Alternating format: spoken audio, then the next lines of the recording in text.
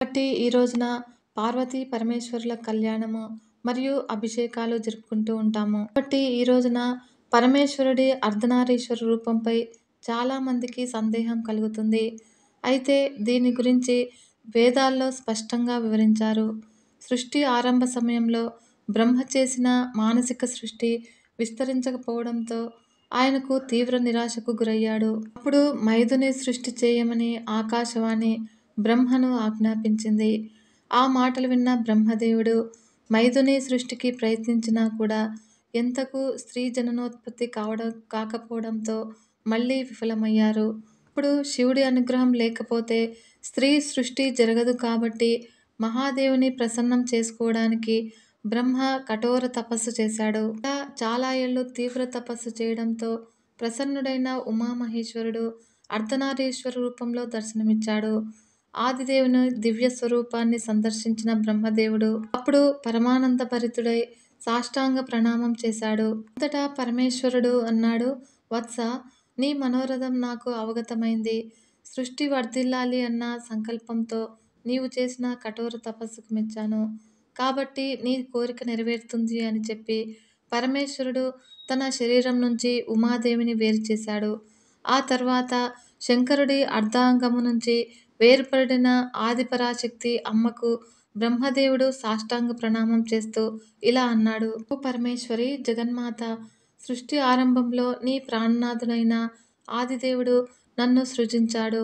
ఆయన ఆదేశానుసారమే సమస్త దేవతాది మానసిక సృష్టిని చేశాను. మరియు అనేక ప్రయాసల తర్వాత కూడా ఆ సృష్టిని వర్ధిల్లింపజేయడంతోలోనూ నేను విఫలమయ్యాను. కాబట్టి ఇప్పుడు స్త్రీ పురుష సమాగము ద్వారా నేను ప్రజోత్పత్తి చేసి సృష్టిని మరింత విస్తరింపజేస్తాను. కానీ ఇంతవరకు కూడా స్త్రీని సృష్టించడం నాకు కుదరలేదు. నారీలోకాన్ని సృష్టించడము నా శక్తికి అతీతంగా ఉంది. కాబట్టి తల్లి, నీవు సంపూర్ణ సృష్టికి శక్తులకు కూడా ఉద్గమ స్థానానివి. హే మాత, నాకు నారీకుల సృష్టిని చేసే శక్తిని ప్రసాదించమని మరోసారి నిన్ను ప్రార్థిస్తూ ఉన్నాను. చరాచర సృష్టి వర్ధనార్థము నా పుత్రుడైన దక్షునికి కుమార్తెగా అవతరించి నాపై దయ చూపమని బ్రహ్మ అర్థించాడు. ఆ విధంగా బ్రహ్మ ప్రార్థన ఆలకించిన శివాని తథాస్తు అంటూ అతడికి స్త్రీని సృష్టించే శక్తిని ప్రసాదించింది. అలా లక్ష్య సాధనకు తన భృకుటి మధ్య భాగం నుంచి తనతో సమానమైన ఓ శక్తిని ప్రసరించింది. ఆ దివ్య తేజో రూపాన్ని తిలకించి పరమేశ్వరుడు చిరునవ్వుతో, దేవి, బ్రహ్మ తపస్సు ద్వారా నిన్ను ఆరాధించాడు. నీవు అతన్ని అనుగ్రహించి మనోభీష్టాన్ని నెరవేర్చు అని పలికాడు. ఇప్పుడు శివయ్యను స్మరించుకుంటూ పరమేశ్వరుని ఆజ్ఞను శిరసావహించిన జగన్మాత బ్రహ్మ కోరిన ప్రకారము దక్షపుత్రిక అయింది. అలా బ్రహ్మకు అనుపమ శక్తిని అనుగ్రహించి శివాని మహాదేవుని శరీరంలో ప్రవేశించింది. ఆ తర్వాత మహాదేవుడు కూడా అంతర్ధానమయ్యాడు. ఆనాటి నుంచే ఈ లోకంలో స్త్రీ సృష్టి కొనసాగింది. తన మనోరథంలోని కోరిక నెరవేరడంతో బ్రహ్మ ఆ పరమేశ్వరుని స్మరించుకుంటూ నిర్విఘ్నంగా సృష్టిని విస్తరింపచేశాడు. ఆ శివ శక్తి పరస్పరాభిన్నులై సృష్టికి మూల కారణమయ్యారు. పుష్పంలో గంధము, చంద్రునిలో వెన్నెల, సూర్యునిలో తేజము నిక్షిప్తమై స్వభావ సిద్ధము ఉన్నట్లే శివుడిలో శక్తి కూడా స్వభావ సిద్ధమై విరాజిల్లుతూ ఉంది. కాబట్టి శివునిలో ఈకారమే శక్తి అయి ఉంది. ఇప్పుడు ఎల్లకాలం ఒకే రూపానికి ప్రతీక అయితే శక్తి పరిణామతత్వమై భాసిల్లుతూ ఉంటుంది. శివుడు అజన్ముడు, ఆత్మ అయితే శక్తి జగత్తుకు నామరూపాల శక్తి ద్వారా శక్తిని బలంగా ఉంచుతుంది.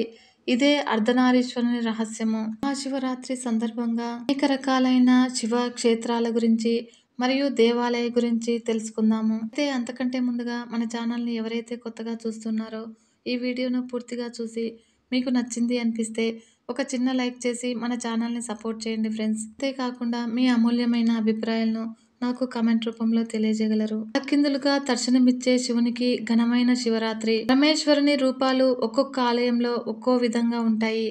ఎక్కువగా లింగాకారంలో దర్శనమిచ్చే పరమేశ్వరుడు ఒక ఆలయంలో మాత్రము తలకిందులుగా అంటే శీర్షాసనంలో దర్శనమిస్తాడు.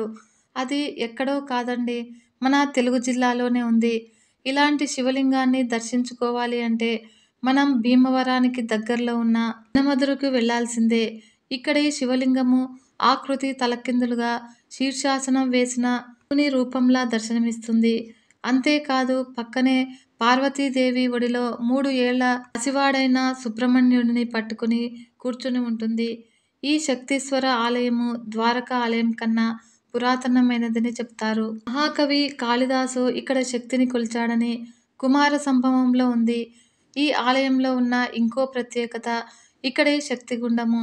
ఎంతో పవిత్రమైన ఈ గుండంలో నీటితోనే స్వామివారికి నైవేద్యాలు తయారు చేస్తారట. స్వామివారికి ఈ గుండంలో నీరంటే ఎంతో ప్రీతి అని చెప్పటానికి నిదర్శనంగా ఒక కథ ప్రాచుర్యం పొందింది. పూర్వము ఒకసారి గుండం చుట్టూ ప్రాకారం నిర్మించడానికి గుండంలో నీరంతా తోడేశారట.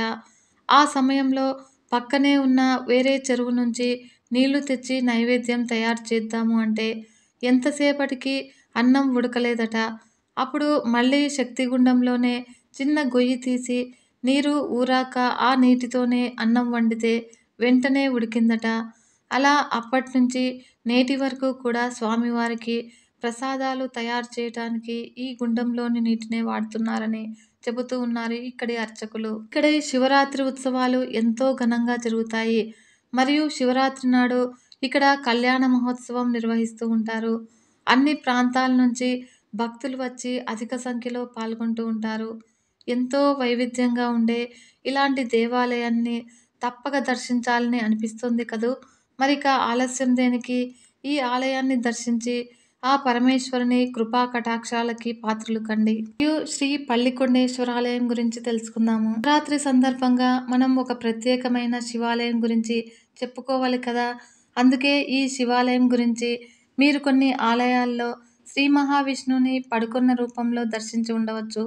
కానీ శివుణ్ణి ఎప్పుడన్నా అలా చూశారా? మహాశివుడి దర్శనము సాధారణంగా లింగ రూపంలోనే అవుతుంది. కాకపోతే కొన్ని చోట్ల విగ్రహాలు ఉండవచ్చు. కానీ పడుకున్న శివుడు ఎక్కడుంటాడు అనుకుంటున్నారు కదూ. ఇలాంటి అపురూప ఆలయం కనుక మహాశివరాత్రికి ప్రత్యేక కానుక. ఈ ఆలయం చిత్తూరు జిల్లా సురుటుపల్లిలో ఉన్నది. ఇందులో అనేక విశేషాలున్నాయండి. ముందుగా స్థల పురాణం తెలుసుకోవాలి కదా. క్షీరసాగర మథనం కథ మీకు తెలిసినదే కదా. అందుకని ఆ కథంతా ఇప్పుడు చెప్పను గాని, మథనం సమయంలో హాలాహలం సముద్రంలో నుంచి ఉద్భవించిందని చెబుతారు కదా. ఆ విషయానికి హాలాహలం అనే పేరు ఎలా వచ్చిందో తెలుసా? మందర పర్వతానికి తాడుగా కట్టిన వాసుకి నొప్పి భరించలేక బాధతో హలం అనే విషాన్ని కక్కింది. అప్పుడే సముద్రంలో నుంచి హలం అనే విషం బయలుదేరింది. ఇవి రెండూ కలిసి హాలాహలం అయింది.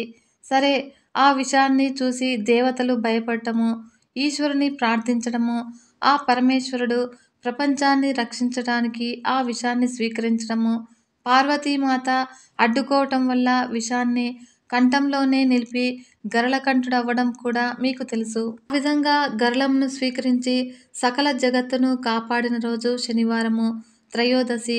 ప్రదోష సమయంలో ఆ సమయమే జగత్తుని కాపాడిన సంతోషము. ఆ సమయాన పరమేశ్వరుడు నందీశ్వరుని 2 కొమ్ముల మధ్య ఆనంద తాండవం ఆడాడు. అందుకే ప్రదోష సమయంలో నందీశ్వరునికి నమస్కరిస్తే శివుని దయను పొందవచ్చును. జపానం తర్వాత గౌరీదేవితో కలిసి కైలాసానికి బయలుదేరాడు పరమశివుడు. మార్గంలో ఈ సురుటుపల్లికి వచ్చేసప్పటికి కైలాసనాథుడు విషం వల్ల కొద్దిగా కళ్ళు తిరగటం వల్ల ఆ కళ్ళు తిరిగినట్లు అవటంతో లోకమాత ఒడిలో తలపెట్టుకుని విశ్రాంతి తీసుకున్నాడు. సకల జీవులకు సర్వమంగళాలని ప్రసాదించే జగజ్జనని ఇక్కడ సర్వమంగళ అనే పేరుతో పిలువబడుతూ ఉంది. పడుకున్న ఈశ్వరుడు గనుక స్వామివారిని పల్లికొండేశ్వరుడుగా ప్రసిద్ధి చెందాడు. మరి ఈ ఆలయంలో అనేక విశేషాలున్నాయన్నాను కదా, వాటిని చూద్దామా? పరమేశ్వరుడు అమ్మఒళ్ళో తలపెట్టుకుని శయనించినట్లు దర్శనమిచ్చేది ప్రపంచంలో బహుశా ఇక్కడ ఒక్కచోటే. 19 అడుగుల పొడుగున సర్వమంగళాదేవి ఒడిలో తలపెట్టుకుని ఉన్న ఈ శయన శివుడు, అమ్మవారు అత్యద్భుతమైన సౌందర్యంతో విలసిల్లుతూ ఉంటారు. చుట్టూ కూడా విష్ణు, బ్రహ్మ, నారదుడు, సూర్యచంద్రులు, ఇంద్రుడు, తుంబురుడు, భృగు మహర్షి, మార్కండేయుడు, కుబేరుడు, అగస్త్యుడు, పులస్త్యుడు, గౌతముడు, వాల్మీకి, విశ్వామిత్రుడు వీరికి నమస్కరిస్తూ ఉన్నారు. ఈ మూర్తులను వాల్మీకేశ్వరాలయంగా పక్కనే ఉన్న ప్రత్యేక ఆలయంలో దర్శించవచ్చును.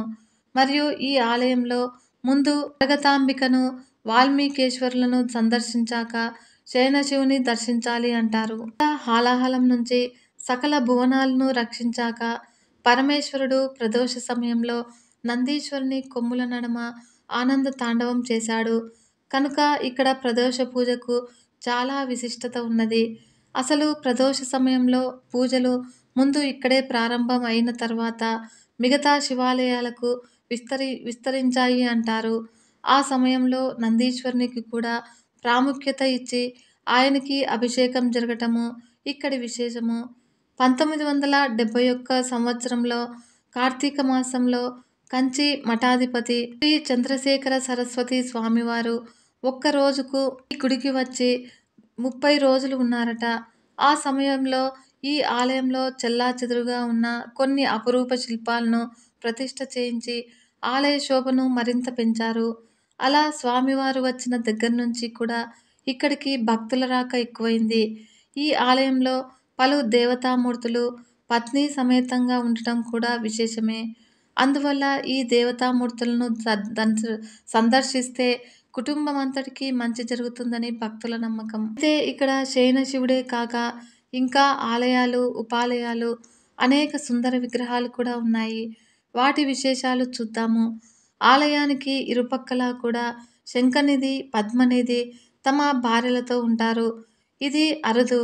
ఇక్కడ అమ్మవారు మరగతాంబిక అమ్మవారి ఆలయానికి ప్రదక్షిణగా వస్తూ ఉంటే ఆలయం బయట గోడకి ద్వారానికి కుడివైపు అంటే మనకి ఎడమవైపు శాలిగ్రామ గణపతి, ఎడమవైపు శ్రీ వల్లి దేవసేన సమేత సుబ్రహ్మణ్యేశ్వర స్వామివారు ఉంటారు.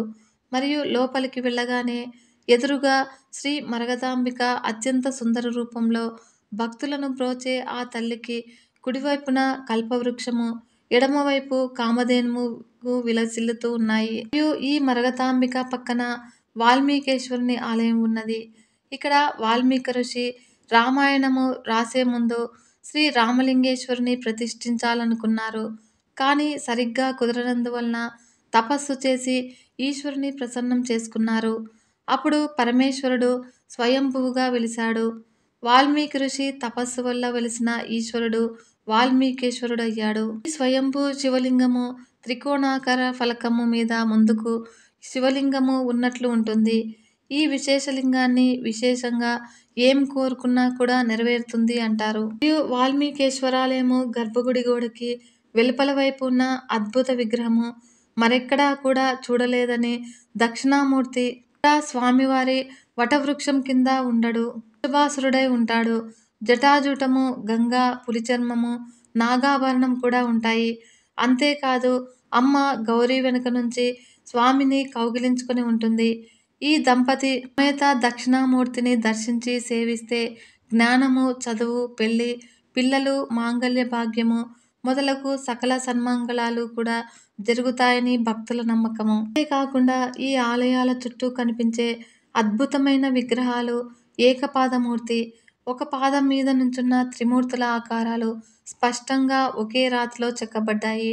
వారి రెండో పాదము కింద వారి వారి వాహనాలు ఉన్నాయి. మధ్యలో శివుడు, అటూ ఇటూ బ్రహ్మ, విష్ణువులు. జ్వరహరమూర్తి దేవతలకు వచ్చిన శూలై అనే జ్వరమును తగ్గించేందుకు పరమేశ్వరుడు ఎత్తిన అవతారమే జ్వరహరమూర్తి. ఈ మూర్తి చేతిలో అగ్ని 3 తలలు, 3 కాళ్ళు, 3 చేతులతో ఉంటుంది. ఈ జ్వరహరమూర్తికి పాలాభిషేకం చేయిస్తే ఎలాంటి విషజ్వరాలైనా కూడా, చిన్న పిల్లలకి వచ్చే ఎలాంటి రుగ్మతలైనా కూడా పోతాయి అంటూ ఉంటారు. విష్ణు భైరవుడు కపాలం పట్టుకున్న విష్ణు విగ్రహం అరుదు. అంటే ముందు ఈ విగ్రహం ఇక్కడ లేదు. శ్రీ చంద్రశేఖర సరస్వతి స్వామివారు ఇక్కడ ఉన్నప్పుడు ఈ మూర్తిని గుర్తించి భక్తుల సందర్శనం కోసము ఇక్కడ ప్రతిష్ఠింప చేశారు. మణికంఠుడికి పెళ్లి కాలేదని చాలామంది అభిప్రాయము. ఇక్కడ ఈ స్వామివారు తన భార్యలు పూర్ణ పుష్కరాలతో దర్శనమిస్తారు. అలాగే ఇంకొక విగ్రహము గజవాహనంపై అయ్యప్ప, వల్లి దేవసేన సమేతుడై దక్షిణముఖంగా ఉన్న సుబ్రహ్మణ్య స్వామిని కూడా ఇక్కడ దర్శించవచ్చును. మరియు దక్షిణముఖంగా ఉన్న సుబ్రహ్మణ్య స్వామి వారు తిరుచెందూరులో మాత్రమే దర్శనమిస్తాడు అంటారు. యమగండము, రాహుదోష సమస్యలు, రుణబాధలు ఉన్నవారు ఈ స్వామిని వారిని సేవిస్తే వారి బాధలు తొలగిపోతాయి అంటారు. అలాగే లవకుశులు పాదాలు, రాజమాతంగి చేతిలో చిలుకతో, విష్ణుదుర్గ వాహనాలతో సహా సప్త మాతృకలు, భూవరాహ స్వామివారు వగైరా అనేక శిల్పాలను చూడవచ్చును. అయితే ఇన్ని అద్భుతాలున్న ఈ ఆలయ సందర్శనం వేళలు ఉదయం 6 గంటల నుంచి మధ్యాహ్నం 1 గంట వరకు, తిరిగి సాయంత్రము 3:30 నుంచి రాత్రి 8 గంటల వరకు. ప్రతిరోజు కూడా ప్రదోష సమయము సాయంత్రము 4 గంటల నుంచి 6:30 వరకు. త్రయోదశి రోజుల్లో ప్రదోష వేళల్లో విశేష పూజలు ఇక్కడ జరుగుతాయి. ఆలయము తమిళనాడు, ఆంధ్రప్రదేశ్ సరిహద్దుల్లో చిత్తూరు జిల్లాలో ఉన్న సురుటిపల్లి అనే ఒక చిన్న గ్రామంలో ఉంది. శ్రీ పల్లికొండేశ్వరాలయము. పుత్తూరు నుంచి చెన్నై వెళ్లే బస్సులన్నీ కూడా సురుటిపల్లిలో ఆగుతాయి. చిన్న గ్రామం కావటం వల్ల ఇక్కడ సదుపాయాలు అంతగా ఉండవు. మరొక శివాలయం గురించి తెలుసుకుందాము. ఈ ఆలయము ఎంతో ప్రసిద్ధి చెందినది అయినా గర్భగుడిలో దేవుడి విగ్రహం ఉండదు. అయినా కూడా నిత్య ఆరాధన, విశేష పూజలు, నైవేద్యాలు అన్నీ కూడా జరుగుతాయి. ఎక్కడ ఉంది ఇలాంటి వింత ఆలయం అనుకుంటున్నారా? ఈ ఆలయం తమిళనాడులోని పుదుక్కోట్టాయిలో ఉంది. దీనిని ఉడయర్ కోయిల్ అని అంటారు. ఇక్కడి శివుడిని ఆత్మానంద స్వామి అని పిలుస్తూ ఉంటారు. మన శరీరంలో ఉండే ఆత్మ ఎలాగైతే కనబడదో ఇక్కడి శివుని విగ్రహం కూడా అలాగే కనబడదు. ఆత్మ కళ్ళకి కనబడని అందరికీ కూడా తెలుసు. కాబట్టి మనం ఆత్మని నమ్మటము మానం కదా. అలాగే ఇక్కడ విగ్రహము కనబడకపోయినా కూడా ఆత్మస్వరూపుడైన పరమేశ్వరునికి నిత్యము పూజలు జరుగుతూనే ఉంటాయి. ఆలయాన్ని 8వ శతాబ్దంలో మాణికవ సాగర్ అనే నాయనారు కట్టించారని ప్రతీతి. ఇక్కడ అన్ని ఆలయాల్లో లాగా పరమేశ్వరుడికి ఎదురుగా నందీశ్వరుడు ఉండడు. ధ్వజస్తంభము కనబడదు. చండికేశ్వరుడు కూడా కనబడడు. ఇక్కడి అమ్మవారిని యోగంబాల్ అని పిలుస్తూ ఉంటారు. అయితే ఈ అమ్మవారు కూడా మనకి విగ్రహ రూపంలో దర్శనమియ్యరు. ఇక్కడి ఆలయంలోని పైగోడపై పంచభూతాలని చెక్కారు. నవగ్రహాలకి మండపం లేదు గాని ఈ నవగ్రహాలకి మనం ఇక్కడ ఉన్న స్తంభాలపై చూడవచ్చును. ఎక్కడా లేని విధంగా 27 నక్షత్రాలకి విగ్రహ రూపాలని కూడా ఇక్కడి ఆలయంలో మనం చూడవచ్చును. త్యాగరాజ సన్నిధిలో ఉన్న రాతి చైనులు, పంజరస్తర మండపంలోని సప్తస్వర స్తంభాలు ఇక్కడ చూడదగ్గవి. శిల్పకళ అణువణువున కూడా పొంగి పొరలే ఈ ఆలయం దర్శించుకుంటే ఎంతో తృప్తిగా ఉంటుంది. మరియు ఇక్కడ స్వామివారు ఆత్మానందుడు బ్రహ్మదేవునికి గాయత్రి మంత్రాన్ని ఈ సన్నిధిలోనే ఉపదేశించాడని ప్రతీతి. కాబట్టి విగ్రహం లేకపోయినా కూడా నైవేద్యము పెట్టే అన్నము, ఆవిరినే శివుడిగా కొలిచే ఇలాంటి ఆలయము ఇంకొకటి ఉంటుందా అని ఆశ్చర్యం వేస్తుంది. ఈ ఆలయంలో జరిగే శివరాత్రి ఉత్సవాలు కూడా ఎంతో వైభవంగా జరుగుతాయి. అయితే ఆదిపురుషుడైన ఆ పరమేశ్వరుని గురించి ఎంత చెప్పినా కూడా ఇంకా ఎంతో కొంత మిగిలే ఉంటుంది. చెప్పిన తర్వాత అంతా తెలిసినట్లే ఉంటుంది గాని ఆలోచిస్తే ఇంకా తెలుసుకోవడానికి ఏదో ఉందన్న విషయము ఆశ్చర్యాన్నే కాదు అభిలాషను రేకెత్తిస్తుంది. సనాతనుడు, సనూతనుడు, సదాచారుడు అయిన సర్వేశ్వరుని లీలలు చాలా విచిత్రమైనవి. మహాదేవుని లీలలు ఎవరికి అంత తేలిగ్గా అర్థం కావు. ఆయన గురించి తెలుసుకోవడము అంటే ఒక రకంగా సృష్టి గురించి తెలుసుకోవడమే అవుతుంది. ఎందుకు అంటే సృష్టే ఆయన, ఆయనే సృష్టి. ఒకసారి మార్కండేయుడు అనే ఒక గొప్ప శివభక్తుడు శివుని గురించి పూర్తిగా తెలుసుకోవాలి అన్న అభిలాషతో బ్రహ్మలోకానికి వెళ్ళి వాణి విరించులకు అంటే బ్రహ్మ సరస్వతీ దేవిలను భక్తితో నమస్కరించి, విధాత నాకు పరమేశ్వరుని గురించి, ఆయన మహత్యాన్ని గురించి కూలంకషంగా తెలుసుకోవాలని అని ఉంది. తెలియచేసి ధన్యుణ్ణి చేయమంటూ ప్రార్థించాడు. అయితే అందుకు బ్రహ్మదేవుడు, నాయనా శివుడి గురించి తెలుసుకోవాలి అంటే నాకంటే బాగా కేశవుడికే తెలుసు. కాబట్టి నీవు వైకుంఠానికి వెళ్ళి నారాయణుని అర్థించు అని చెప్పాడు. ఆ బ్రహ్మదేవుని మాట విని మార్కండేయుడు సరాసరి వైకుంఠానికి చేరుకున్నాడు.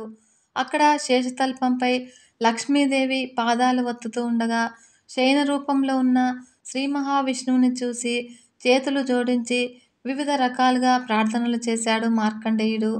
ఆ స్తోత్రానికి పరవశుడై మార్కండేయ, నీవు వచ్చిన పని చాలా విశిష్టమైనది. పరమేశ్వరుని గురించి తెలుసుకోవాలి అనే అభిలాష, ఉత్సుకత, సంకల్పము ఎంతో ఉన్నతము. అయితే పరమేశ్వరుని ఆసాంతం తెలిసిన వారు ఎవరూ లేరు. కాబట్టి నీవు పరమేశ్వరుని దగ్గరికి వెళ్ళి ఆయన గురించి తెలుసుకోవాలి అన్న నీ సంకల్పాన్ని వ్యక్తం చెయ్యి. నీ కోరిక తప్పక నెరవేరుతుంది అన్నాడు వైకుంఠవాసుడు. అయితే మన సంకల్పం బలంగా ఉంటే అది ఎలాగైనా తీరుతుంది. ఒకసారి ప్రయత్నించగానే ఫలితం రాలేదని కుంగిపోకుండా, విసిగిపోకుండా, అనుకున్న దాన్ని మధ్యలోనే విడిచిపెట్టకుండా అది తీరే వరకు కూడా ప్రయత్నిస్తూనే ఉండాలి. సంకల్ప బలము, చిత్తశుద్ధి ఉంటే అది తీరుతుంది. భగవంతుని సాయం కూడా తప్పకుండా లభిస్తుంది. ఇక్కడ భగవంతుని సాయం అంటే అది తీరేందుకు మార్గం లభ్యం కావడమే అని గ్రహించాలి. ఈ మార్కండేయునికి కూడా అదే జరిగింది. మహాశివుని మహిమలను గురించి తెలుసుకోవాలి అన్న కోరిక మార్కండేయునిలో బలంగా ఉంది. ఆ ప్రయత్నంలో ఇప్పటికే బ్రహ్మ, విష్ణువులను అడిగి కొద్దిగా నిరాశకు గురైనా కూడా తన కోరిక తీర్చగలిగే మార్గాన్ని, తీరుతుంది అన్న భరోసాను పొందగలిగాడు. దాంతో అతని ఉత్సాహం రెట్టింపైంది. అదే సంతోషంలో కైలాసం వైపుకు తన పయనాన్ని సాగించాడు మార్కండేయుడు. త్రయంబకం గౌతమి తటి అంటే శివరాత్రి పుణ్యకాలంలో ఆ పరమేశ్వరుని లీలల గురించి తెలుసుకోవడము, శివాభిషేకము, శివ పంచాక్షరి మంత్రాన్ని జపించడము మనకు అనాదిగా వస్తున్న ఆచారము. దాన్ని కొనసాగిస్తూ ఇవాళ త్రయంబకేశ్వరం గురించి తెలుసుకుందాము. మహారాష్ట్రలోని నాసిక్ జిల్లాలో నాసిక్ నగరానికి సుమారు 28 కిలోమీటర్ల దూరంలో ఉంది త్రయంబకేశ్వరము. ఈ ఊరు వేదాధ్యయనము వృత్తిగా స్వీకరించిన అధిక బ్రాహ్మణ కుటుంబాలు గల ఊరని చెప్పడంలో అతిశయోక్తి లేదు. ఈనాటికి ఇక్కడ వేద గురువుల పాఠశాలలు, అష్టాదశ యోగ సాధన ఆశ్రమాలు, మఠాలు కూడా ఉన్నాయి. నాసిక్, త్రయంబకం ప్రదేశాలు సత్యయుగమునకు చెందినవని మన పురాణాల్లో వివరించేవారు. ద్వాపరయుగంలో శ్రీరాముడు, సీత, లక్ష్మణ సమేతుడై నివసించిన పంచవటి నాసిక్ నగరానికి 3-4 కిలోమీటర్ల దూరంలో ఉంది.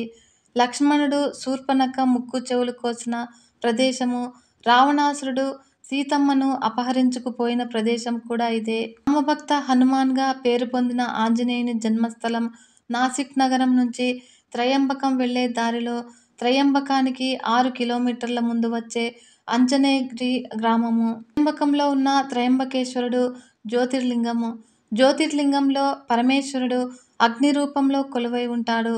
దీనికి ఆధారంగా సత్యయుగంలో బ్రహ్మ, విష్ణువులకు ఒకానొక సమయంలో ఎవరు గొప్ప అనే విషయమై వాదన చెలరేగగా పరమేశ్వరుడు తన ఆది అంతములను తెలుసుకోమని, ఎవరైతే తెలుసుకుంటారో వారే గొప్పని చెప్పి తాను ఆది అంతములేని లలిత స్తంభం వలె అవతరిస్తాడు. ఆది తెలుసుకునేందుకు శ్రీ మహావిష్ణుమూర్తి వరాహములు వలె భూమిని తొలచి పాతాళలోకమునకు ఇంకా కిందకు చేరుకొని కూడా ఆది కానరాక వెనుతిరుగుతాడు. బ్రహ్మ అంతం తెలుసుకునేందుకు పక్షి అవతారము దాల్చి పైకి అంతరిక్షమునకు చేరుకొని అంతము కానరాక అసత్యమాడదలిచి కేతకి పుష్పమునకు తన కూడా తీసుకొచ్చాడు. శ్రీ మహావిష్ణుమూర్తి తాను ఆది తెలుసుకొనలేదని సత్యం పలుకగా, బ్రహ్మ మాత్రము తాను అంతము కనుగొంటినని, దానికి కేతకి పుష్పము సాక్ష్యమని అసత్యం పలుకుతాడు. అందుకు ఆగ్రహించిన పరమేశ్వరుడు బ్రహ్మకు భూలోకంలో పూజలందుకునే అర్హత లేకుండానట్లుగా చెప్పించి విష్ణుమూర్తికి శివునితో సమానంగా పూజార్హతను కలుగజేస్తాడు. ఆది అంతము లేని అనంతమైన జ్వలితలింగమే జ్యోతిర్లింగము. విష్ణుమూర్తి కోరిక మేరకు భూలోకంలో 64 ప్రదేశాల్లో జ్యోతిర్లింగంగా పరమేశ్వరుడు అవతరించినట్లుగా శివపురాణంలో ఉంది. వాటిలో 12 ముఖ్యమైనవిగా ఆదిశంకరాచార్యులు గుర్తించారు. వాటిని మనం ద్వాదశ జ్యోతిర్లింగాలని పిలుస్తూ ఉన్నాము. సహ్యాద్రి పర్వత శ్రేణులలోని బ్రహ్మగిరి పర్వత పాదాల దగ్గర ఉన్న పురాతనమైన మందిరం త్రయంబకేశ్వరము. ఎందరో రాజుల చేత నిర్మించబడిన క్షతికి గురై ప్రస్తుతం ఉన్న నల్లరాతి కట్టడము పేష్వా బాజీరావు ద్వారా నిర్మించబడింది. చుట్టూరా ప్రహారీ గోడతో పెద్ద పెద్ద తలుపులతో ముఖద్వారము, లోపలికి వెళితే లోపల విశాలమైన ప్రాకారము, అందులో శివలింగాలు, సోమరసం నుంచి వచ్చే అభిషేక తీర్థం వచ్చే ప్రదేశము, స్థల వృక్షము, మందిరం నమూనా, మూల విరాట్టు నమూనాలు ఉంటాయి. స్థల వృక్షం పక్క నుంచి వెళ్ళేటట్టుగా క్యూని నియంత్రించారు. ఏ ఏటికా ఏడాది భక్తుల రాక పెరగడంతో దాంతో పాటు గ్రామము అచంచలంచలుగా పెరగడం చూశారు. అక్కడ బిల్వ చెట్టు కోవెల పుష్కరిణులను సందర్శించుకుని చిన్న తలుపు గుండా బయటికి వెళితే అక్కడ ప్రవహిస్తూ ఉన్న గోదావరిని చూడవచ్చును. అక్కడ ఉన్న లక్ష్మీనారాయణ మందిరము, గోపాలకృష్ణ మందిరము చూసుకుని గాయత్రీదేవి స్వయంభూ విగ్రహము సందర్శించుకొని బయటకు వేస్తే గోశాల మీదుగా దారిలోంచి ముఖద్వారాన్ని చేరుకుంటాము. రద్దీ తక్కువగా ఉన్న రోజుల్లో తిరిగి మందిరంలోనికి వెళ్ళి మృత్యుంజయ లింగము మొదలైన లింగాలను సందర్శించుకొని ముఖద్వారం గుండా బయటికి రావచ్చును. ప్రతి సోమవారము మధ్యాహ్నం జరిగే అభిషేకానంతరము 4 నుంచి 5 గంటల వరకు వెండి తొడుగుకు వజ్రాలు, పచ్చలు, కెంపులు పొదిగిన బంగారు కిరీటాన్ని అలంకరిస్తారు. ఈ కిరీటము త్రేతాయుగంలో పాండవులు స్వామివారికి సమర్పించుకున్న కానుక. ఇక్కడ మరో వజ్రం గురించి చెప్పుకోవాలి. దీనిని నాసక్ వజ్రం అని వ్యవహరిస్తారు. ఈ వజ్రము త్రయంబకేశ్వరునికి చెందినది. సుమారు 15వ శతాబ్దంలో తెలంగాణకు చెందిన మహబూబ్ నగర్లో దొరికింది. దీని బరువు సుమారు 90 క్యారెట్లు ఉంటుంది. పాలెస్ నీలిరంగు వజ్రము, ప్రిన్స్ కట్. దీన్ని అప్పటి రాజులు అంటే పేరు లభించలేదు, త్రయంబకేశ్వరునకు కానుకగా ఇచ్చారట. త్రయంబకేశ్వరుని దర్శనానంతరము దక్షిణ గంగగా పిలువబడే గోదావరి పుట్టిన చోటికి వెళ్లే దారి మీదుగా బ్రహ్మగిరి చేరుకుని కొండపైనున్న గోవు ముఖాన్ని, అందులో నుంచి బొట్టు బొట్టుగా పడే గోదావరిని సందర్శించుకోవచ్చును. కొండదారి ఎత్తైన మెట్లు. బ్రహ్మగిరి పైన ఎప్పుడూ కూడా చినుకులు పడుతూనే ఉండటం వల్ల పాచిపట్టి జారుడుగా ఉండి దారి కష్టంగానే ఉంటుంది. మరాఠీలు, గుజరాతీలు మాత్రము ఈ కొండను ఎక్కి గోదావరి పుట్టిన ప్రదేశాన్ని సందర్శించుకుంటూ ఉంటారు. వర్షాకాలంలో ఈ యాత్రను మూసివేస్తారు. త్రయంబకేశ్వరము, గోదావరులను గురించిన పురాణాలలో వివరించబడ్డ కథ ఈ విధంగా చెప్పబడింది. పూర్వము సత్యయుగంలో ఈ ప్రాంతంలో గౌతమ ముని ఆశ్రమం ఉండేదట. ఒకానొక సమయంలో భరతఖండంలో 24 సంవత్సరాలుగా వర్షాలు లేక కరువు తాండవమాడసాగింది. ఎక్కడా పంటలు లేక, త్రాగునీరు లేక ప్రజలు, పశువులు అలమటించసాగాయి. గౌతమ మహర్షి చేసిన పుణ్యం వలన అతని ఆశ్రమంలో మాత్రము వర్షాలు పడేవి. అలా విషయం తెలుసుకున్న మునులు, ఋషులు తమ తమ పరివారాలను, పశువులను తీసుకొని గౌతమ ముని ఆశ్రమంలో ఉండసాగారు. అలా గౌతమ ముని వరుణుని సహాయంతో పొద్దున్న అతిథులు నాటి మధ్యాహ్నమునకు పంట కోసి అతిథులకు ఆకలి తీర్చి మరింత పుణ్యం పొందుతూ ఉన్నాడు. అతని పుణ్యం వలన తన ఇంద్ర పదవికి ముప్పు వస్తుందేమోననే సందేహంతో ఇంద్రుడు వరుణుని భరతఖండమంతా కూడా వర్షాలు కురిపించవలసిందిగా ఆజ్ఞాపిస్తాడు. కూడా మునులు, ఋషులు కూడా గౌతముని ఆశ్రమంలో ఉండసాగిరి. ఇంద్రుడు ఒక మాయా గోవును సృష్టించి గౌతమ ముని పంటను నాశనం చేసవలసిందిగా ఆజ్ఞాపిస్తాడు.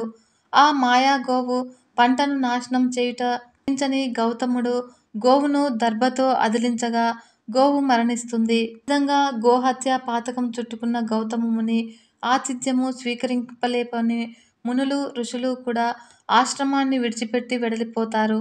గౌతమ మహర్షి గోహత్య దోష పరిహారార్థము శివుని కొరకై ఘోర తపస్సు చేసి పరమేశ్వరుణ్ణి ప్రసన్నం చేసుకుని పాప విముక్తుణ్ణి చేయవలసిందిగా వేడుకొనగా అప్పుడు పరమేశ్వరుడు గంగను విడిచిపెట్టేందుకు మెడను విప్పుతాడు. అలా గౌతమునిపై గంగ దేవలోకానికి వెడలిపోతుంది. అంతటా ఆగ్రహించిన పరమేశ్వరుడు రుద్రతాండవమాడుతూ బ్రహ్మగిరి చేరి ఆ జడను బ్రహ్మగిరిపై విసిరి కొడతాడు. పరమేశ్వరుని ఉగ్రరూపానికి భయపడ్డ గంగ శివుని తగిలిన ప్రదేశంలో ప్రత్యక్షమైంది. కానీ గౌతముడు స్నానమాచరించి పాప విముక్తుడగుటకు సహకరించదు. దీని నుండి తప్పించుకున్నటకై గంగాద్వార్, వరాహ తీర్థము, రామలక్ష్మణ తీర్థము, గంగాసాగర్ తీర్థం మొదలైన చోట్ల ప్రత్యక్షమవుతూ ఉంటుంది. గౌతమ మహర్షి అక్కడకు చేరేసరికి గంగ మాయం కాగసాగింది. ఇప్పుడు గౌతముడు గడ్డి పరకలతో వృత్తాకారం ఏర్పరిచి ఆ వృత్తంలో గంగను బంధించి అక్కడ స్నానం చేసి గోహత్య పాతకం పోగొట్టుకుంటాడు. దీనిని కుశతీర్థము అని అంటారు. సింహగ్రస్త కుంభమేళా స్నానాలు ఈ కుశతీర్థంలో చేసుకోవడం అనాదిగా హిందువులు ఆచరిస్తున్న విధి. కాబట్టి గోదావరి ఈ కుశతీర్థం నుండి ప్రవహించి రాజమండ్రి దగ్గర బంగాళాఖాతంలో కలిసేంత వరకు కూడా వేల ఎకరాల్లో ప్రవహించి వేల ఎకరాల పంట భూములకు సాగునీటిని అందించి కోట్లాది ప్రజల అవసరాలను తీరుస్తోంది. ఈ విధంగా గౌతమ ముని వల్ల వచ్చింది కాబట్టి గోదావరి గౌతమి అని కూడా అంటూ ఉంటారు. గౌతమ మహర్షి శివుని కొరకై తపస్సు చేసుకున్న ప్రదేశంలోనే కోవెల నిర్మించబడింది. ఈ కోవెలలో ముఖ్యంగా కాలసర్ప శాంతి, మృత్యుంజయ హోమము, త్రిపిండి విధి, నారాయణ నాగబలి పూజలు జరుగుతూ ఉంటాయి. నారాయణ నాగబలి పూజ ఈ మందిరంలో మాత్రమే నిర్వహిస్తూ ఉంటారు. ఈ పూజ 3 రోజులు నిర్వహిస్తారు. అనారోగ్య సమస్యలు, గృహశాంతి, వంశాభివృద్ధికి, నాగదోష నివారణార్థము ఈ పూజ చేయించుకుంటూ ఉంటారు. నాసిక్ నగరంలో చూడదగ్గ ప్రదేశాలు కుశతీర్థము, గోదావరి మాత మందిరము, కపాలేశ్వర మందిరము, పంచవటి, సీతాదేవి గుహ, గోరారామ మందిరము, కాలారామ మందిరము ముఖ్యంగా చూడదగ్గవి. తెలుసుకున్నారు కదా ఫ్రెండ్స్. ఈ వీడియో మీకు నచ్చినట్లయితే ఒక చిన్న లైక్ చేసి సపోర్ట్ చేయడం మాత్రం మర్చిపోకండి ఫ్రెండ్స్. మరొక మంచి వీడియోతో మీ ముందుకు వస్తాను. అంతవరకు సెలవు. నమస్కారం.